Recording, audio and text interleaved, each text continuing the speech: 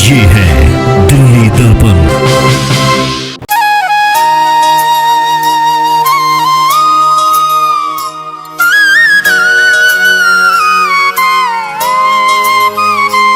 इतना भव्य राम मंदिर इतने संघर्ष के बाद मोदी जी के कार्यकाल में हो रहा है। प्रभु श्री राम किसी धर्म का प्रतिनिधित्व नहीं करते, वो एक आस्था का प्रतिनिधित्व करते हैं।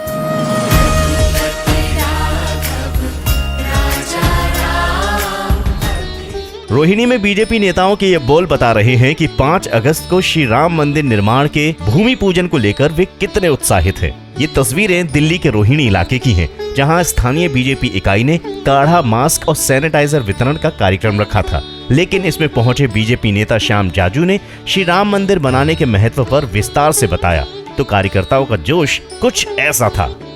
आज जो राम मंदिर का 5 तारीख का जो भूमि पूजन का कार्यक्रम है, वो एक सभी देशवासियों के लिए एक ऐसा उत्सव है जो 500 साल के इंतजार के बाद आज एक शुभ अवसर हमारी संस्कृति के लिए और हमारे सभी देशवासियों के लिए एक बहुत बड़ा उत्सव ये होने जा रहा है।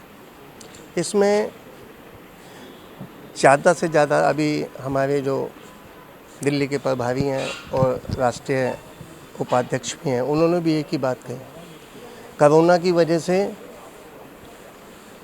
ये कार्यक्रम जितने विशाल पैमाने पे होना चाहिए था, प्रत्यक्ष रूप से वो नहीं हो पा रहा। प्रभु श्री राम किसी धर्म का प्रतिनिधित्व नहीं करते, वो एक आस्था का प्रतिनिधित्व करते हैं। और जो आस्था का प्रतिनिधित्व करते हैं वो पूरे समाज के भगवान होते हैं।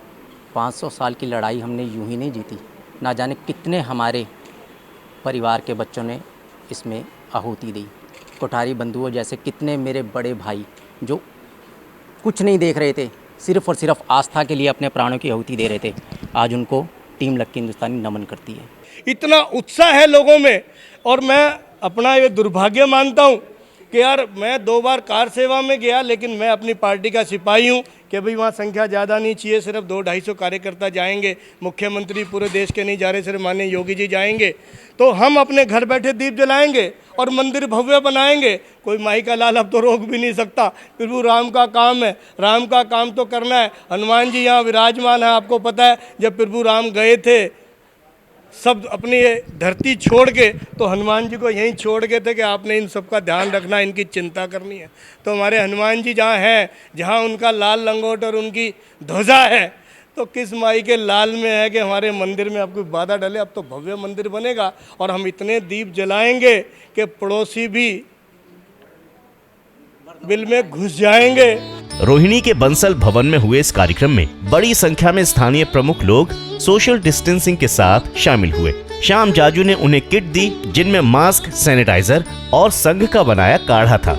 बीजेपी के वरिष्ठ नेता श्याम जाजू ने इस मौके पर दिल्ली में कोरोना के संकट में केंद्रीय गृह मंत्री अमित शाह, बीजेपी कार्यकर्ताओं और समाज के दानदाताओं के योगदान का जिक्र किया। लेकिन इसके साथ ही श्री राम मंदिर बनने पर बने माहौल को भी बताना नहीं भूले। अयोध्या के राम जन्मभूमि में निर्माण कार्य शुरू हो रहा है। वहाँ पर मंदिर का जीर्णोद्धार होकर नवनिर्माण की प्रक्रिया शुरू हो रही है, और हमारे देश का भाग्य है हमारे प्रधानमंत्री उस कार्यक्रम में उसका नेतृत्व कर रहे हैं। पूरे देश में एक उत्साह का वातावरण है। पूरे दिल्ली वासी ऐसे अगर टाइम रहता, नॉर्मल टाइम रहता, तो वहाँ करोड़ों की संख्या में लोग उपस्थित रहते सरयू के किनारे। पर उसको ध्यान में लेते हुए घर घर में लोग दिए जलाएंगे, आरती करेंगे, पूजा करेंगे, मंदिरों में घंटानाद होगा, अपने घरों में लोग सुंदरकांड करेंगे और इस निमित्त से उस कार्यक्रम में शरीक होंगे। लगभग 173 देशों में इसका लाइव प्रसारण देखा जाएगा और पूरे विश्व में एक मैसेज जा रहा है कि इतना भव्य राम मंदिर इतने संघर्ष के बाद मोदी जी के कार्यकाल में हो रहा है। इस आयोजन में स्थानीय बीजेपी के कई बड़े नेता बड़ी संख्या में मौजूद रहे। इनमें सत्यपाल गौतम, अरुण शर्मा लक्की, आम आदमी पार्टी से बीजेपी में आए जय कुमार बंसल, अजय बंसल और निगम पार्षद आरती आदि प्रमुख थे। ये सभी मान रहे हैं कि 5 अगस्त का दिन उनके लिए दिवाली से पहले दिवाली मनाने का मौका है।